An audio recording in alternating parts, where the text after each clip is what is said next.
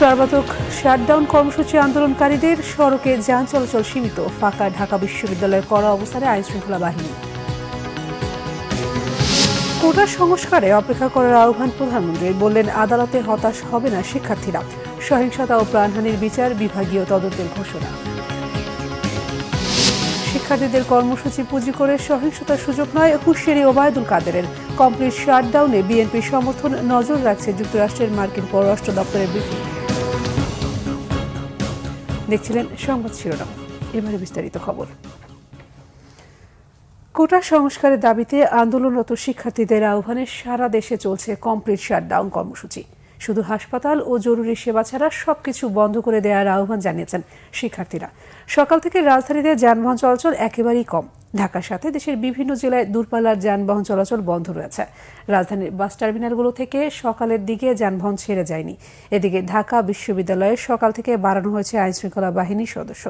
পুলিশের পাশাপাশি মোতায়েন করা হয়েছে বিজিবি। কর্মসূচির সমর্থনে বিশ্ববিদ্যালয় এলাকায় সকালের দিকে কোনো কর্মসূচি দেখা যায়নি। শাহবাগ মোড় সহ বিশ্ববিদ্যালয়ের প্রতিটি প্রবেশ পথে রয়েছে চেকপোস্ট। শিক্ষার্থীদের শান্তিপূর্ণ আন্দোলনে হামলা, হত্যার প্রতিবাদ, হত্যাকারীদের বিচার, সন্ত্রাসমুক্ত ক্যাম্পাস নিশ্চিত এবং কোটা ব্যবস্থার যৌক্তিক সংস্কারের দাবিতে এই কর্মসূচি পালনের ডাক দিয়েছে বৈষম্যবিরোধী ছাত্র আন্দোলন। ঢাকা চট্টগ্রাম মহাসড়কের যাত্রাবাড়ি থেকে কিছুক্ষণ আগের পরিস্থিতি জানিয়েছেন সিনিয়র রিপোর্টার মিরাজ হোসেন গাজী। আন্দোলনরত শিক্ষার্থীদের আহ্বানে আজকে সারা দেশে কমপ্লিট শাটডাউন নামে কর্মসূচি পালিত হচ্ছে। মূলত এটি হচ্ছে সকল ধরনের যোগাযোগ বন্ধ সহ সকল কার্যক্রম বন্ধ রাখার জন্য শিক্ষার্থীদের পাশাপাশি তাদের অভিভাবকদের প্রতি আহ্বান জানিয়েছে এই আন্দোলনকারী শিক্ষার্থীরা। এবং বুধবার রাতে তারা এই কর্মসূচিটি ঘোষণা করে। আর বুধবার সারাদিনে যেহেতু ঢাকা বিশ্ববিদ্যালয় সহ দেশের বিভিন্ন জায়গায় এবং রাজধানীর বিভিন্ন অঞ্চলে থেমে থেমে সংঘর্ষ হয়েছে এবং যাত্রাবাড়ি যেই ফ্লাইওভারের যেই টোল প্লাজা আছে, মেয়র হানিফ ফ্লাইওভারের যেই টোল প্লাজা, সেই টোল প্লাজায় গেল রাত অর্থাৎ বুধবার রাতে আগুন ধরিয়ে দেওয়া হয়, অগ্নিসংযোগের ঘটনা ঘটে এবং পুরো এই টোল প্লাজা কিন্তু পুড়ে গেছে। এবং আজকে এই বৃহস্পতিবার সকালে টোল প্লাজা যেমনি কার্যক্রম বন্ধ রয়েছে, তেমনি পুরো সড়কে অর্থাৎ ঢাকা চট্টগ্রাম মহাসড়ক যেটি এবং দেশের সবচেয়ে গুরুত্বপূর্ণ অর্থনৈতিক যেই যোগাযোগের রাজধানীর সাথে বন্দরনগরী চট্টগ্রামের যোগাযোগের যেই সড়ক, সেই সড়কে কিন্তু সকাল থেকে আমরা দেখতে পাচ্ছি যে যানবাহন চলাচল একেবারেই নেই বলা চলে।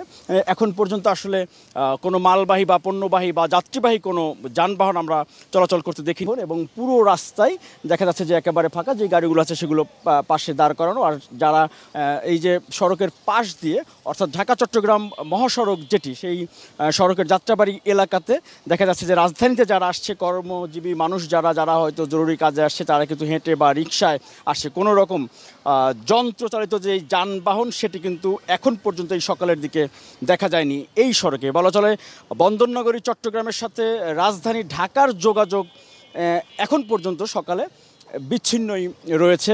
তো এই ছিল আসলে এই যে কোটা সংস্কার দাবিতে আন্দোলনরত শিক্ষার্থীদের আহ্বানে যেই কমপ্লিট শাটডাউন যেই কর্মসূচি, সেই কর্মসূচির শুরুতে অর্থাৎ সকালের দিকের এই যাত্রাবাড়িতে ঢাকা চট্টগ্রাম মহাসড়ক এলাকার এই সবশেষ খবরাখবর। প্রধানমন্ত্রী শেখ হাসিনা বলেছেন, কোটা আন্দোলনে নাশকতার ঘটনায় বিচার বিভাগীয় তদন্তের মাধ্যমে দায়ীদের শাস্তি নিশ্চিত করা হবে। সর্বোচ্চ আদালতে শিক্ষার্থীরা কোটা সংস্কারের বিষয়ে ন্যায় বিচার পাবে এই আশাবাদের কথা জানিয়ে শিক্ষার্থীদের সে পর্যন্ত ধৈর্য ধরার আহ্বানও জানান প্রধানমন্ত্রী। গতকাল সন্ধ্যায় জাতির উদ্দেশ্যে ভাষণে প্রধানমন্ত্রী এসব কথা বলেন। শিক্ষার্থীদের চলমান আন্দোলনে প্রতিটি প্রাণহানিকে বেদনাদায়ক বলেও উল্লেখ করেন প্রধানমন্ত্রী।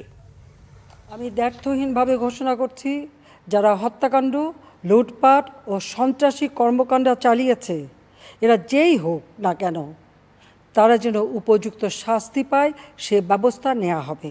আমি আরও ঘোষণা করছি, হত্যাকাণ্ড সহ যে সকল অনভিপ্রেত ঘটনা ঘটেছে, সুষ্ঠু ও ন্যায় বিচারের স্বার্থে সে সকল বিষয়ে বিচার বিভাগীয় তদন্ত করা হবে।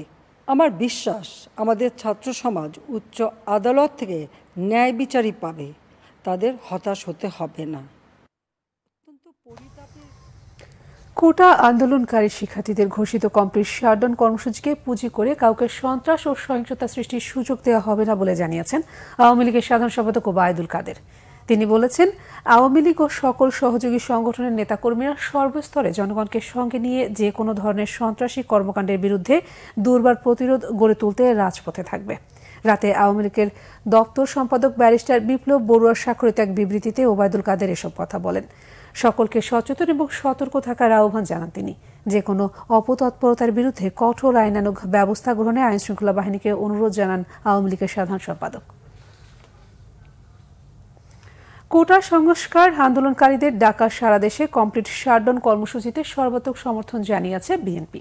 বুধবার রাতে ভার্চুয়াল মাধ্যমে সংক্ষিপ্ত সংবাদ ব্রিফিংয়ে দলের স্থায়ী কমিটির নেওয়া সিদ্ধান্তের কথা জানান সিনিয়র যুগ্ম মহাসচিব রুহুল কবির রিজভী। সরকারি চাকুরিতে কোটা সংস্কারের যৌক্তিক দাবিতে বৈষম্য বিরোধী ছাত্র আন্দোলনের ডাকা আগামীকাল 18 জুলাই সারা দেশে কমপ্লিট শাটডাউন কর্মসূচিতে সর্বাত্মক সমর্থন জানানো হয়েছে। বাংলাদেশ জাতীয়তাবাদী দল বিএনপির জাতীয় স্থায়ী কমিটির সভার সিদ্ধান্ত অনুযায়ী আগামীকাল 18 জুলাই সারা দেশে বৈষম্য বিরোধী ছাত্র আন্দোলনের ডাকা আগামীকাল 18 জুলাই সারা দেশে তাদের যে কমপ্লিট শাটডাউন কর্মসূচি, সেই কর্মসূচিতে সর্বাত্মক সমর্থন জানানো হয়েছে। সরকারি চাকরিতে কোটা সংস্কারের দাবিতে ঢাকায় চলমান ছাত্র আন্দোলনের উপর নজর রাখা হচ্ছে বলে জানিয়েছেন মার্কিন পররাষ্ট্র দপ্তর। বলা হয়েছে, শান্তিপূর্ণ বিক্ষোভে সহিংসতার নিন্দা জানায় যুক্তরাষ্ট্র।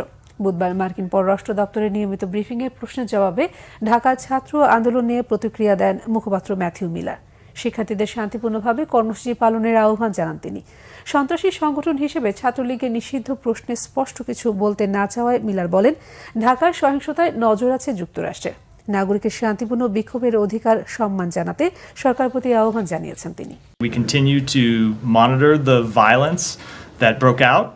আমরা নীরব হয়ে যাইনি। আপনি সপ্তাহ জুড়ে আমাকে এই বিষয়ে বারবার কথা বলতে দেখেছেন। গত সোমবার বলেছি এবং আজকে আবারও বলছি, আমরা শান্তিপূর্ণ আন্দোলনের বিপক্ষে যে কোনো ধরনের সহিংসতার নিন্দা জানাই।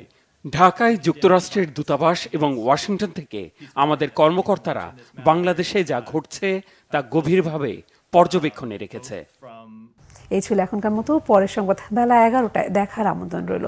এছাড়া বাংলাদেশের সংবাদ এবং সংবাদ সংশ্লিষ্ট অনুষ্ঠান দেখতে ভিজিট করুন www.bbnews24.com ও facebook.com/banglavisionnews এবং সাবস্ক্রাইব করুন youtube.com/banglavisionnews। ধন্যবাদ সবাইকে।